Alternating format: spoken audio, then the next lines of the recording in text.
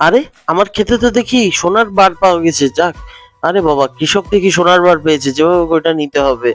যাই যাই, এইটা এখনই বাসায় লুকিয়ে দিতে হবে যাতে আমি পরে এটা রাতে বিক্রি করতে পারি। কোথায় যে লুকায় এই জিনিসটা, এই কলসির মধ্যে রেখে দিই। রেখে যাই, আমি এখন ক্ষেতের কাজগুলো করতে হবে। রাত যাক, ভালো একটা জায়গা লুকিয়ে রেখেছি, এখন ক্ষেতের কাজটা করে নিই তাড়াতাড়ি। আরে, ওর তো ছেলে মেয়ে ওইখানে খেলা করছে, এখন কিভাবে ওই সোনার বারটা চুরি করি। একটা বুদ্ধি এসেছে, যাই আমি বাবা সেজে আসি, তাইলে হয়তো চুরি।